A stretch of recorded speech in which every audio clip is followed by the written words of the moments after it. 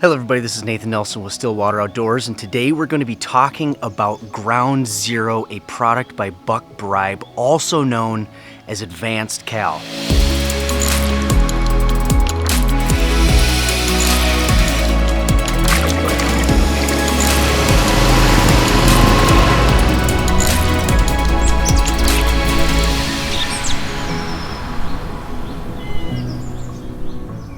Ground Zero is a liquid calcium product that is designed to improve your pH of your soil, as well as some of the nutrients, and improve the production of the growth of the plants that you are trying to get established in your food plot. This product is also a great way to build up your soil organic matter, and it will improve your soil with 72 trace minerals. Now, there are a bunch of other different ways that this product can improve your soil, but in this video today I want to talk about how to use this product and get it on your food plots. So before we jump into the process of putting this on the ground, I want to talk about a few questions that I think are really important to address. So the first question to address is, when is the best time of day to spray Ground Zero onto your food plots? The answer to this is early morning or later in the evening. You could obviously do it any time of the day, but you will have your best success doing it at those times because there will be less evaporation as what you would have in the middle of the day. So the second question to address with this is, when is the best time of year to spray this on your food plots?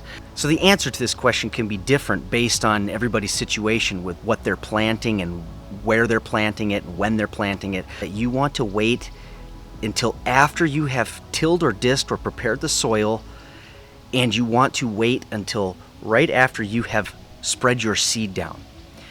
Why you want to do this is because you're spreading humics on top of this, which is it's like concentrated organic matter, and it's really going to help with a lot of the germination, and there's all of these trace minerals that are in this product, so it's going to really spruce up your plot and give you good fertile soil for that seed to germinate and really grow and get established. Now, something else to consider is that if you're doing a no-till option, you want to do this before your vegetation grows up in your food plot more than 6 inches. Your best bet is always to get contact with the soil with a product like this, but it can still uptake some of that through a plant structure that's already there. It will release some of that calcium back into the soil, but if you can hit the soil with it, it's going to be a lot better. So if you have vegetation that is in excess of 6 inches, it's going to cover so much of that soil that you won't really get very good soil contact. Another question to consider is, can you spray this in and around a rainstorm?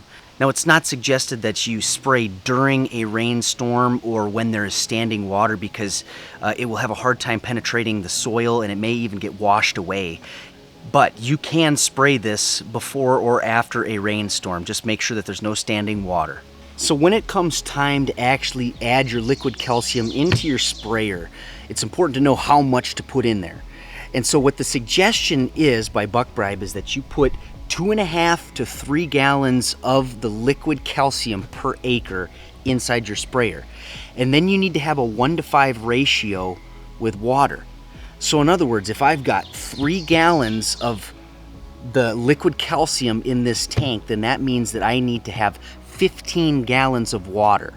So basically, you're just going to multiply how much you put in of the liquid calcium and multiply it by 5. So total, what that means in this tank, there should be 18 gallons between the liquid calcium and the water. Now, another little tip that I've learned over the years using these sprayers like this is that I try to put the water in first and then I put in the liquid calcium. And the reason I do this is because if you start pouring water on top of your liquid calcium or even your herbicide, whatever you're using, you're going to get a lot of foam that builds up. And so if you're trying to fill this entire tank, which this is a 20-gallon tank, and I try to fill it with 18 gallons, you're going to have foam just flying out the top of this thing. Alrighty, let's start filling the tank.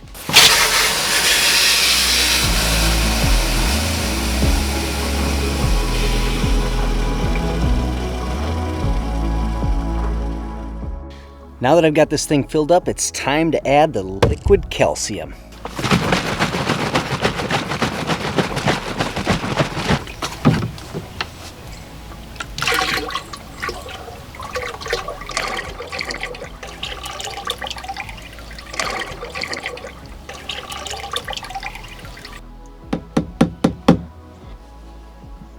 we're in business.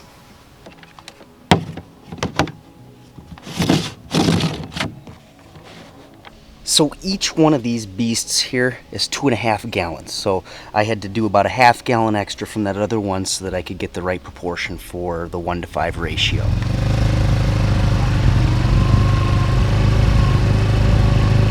Now once you get out to your food plot, you want to make sure that your calcium and water have mixed up good. And it looks like it has mixed up pretty good just from when it was bouncing around on the ride out here. But if you didn't get much bouncing with it, maybe you'll need to just stick a stick in there. Stick a stick. You need to put a stick. Maybe you'll need... But if it didn't get all stirred up just from driving out there, maybe you need to put a stick inside there and stir things up a little bit. Now another thing to consider is your nozzle. You want to get your nozzle on this thing to be able to spray so that it's not necessarily a mist. I mean, the mist would work, but you want to get it so that it's like spraying out like droplets, and that'll penetrate to the ground a little bit better. Now, unfortunately with this, I don't have a boom sprayer on this ATV sprayer, so I'm just going to be going around with this one sprayer, and it's going to take a long time. So, here we go.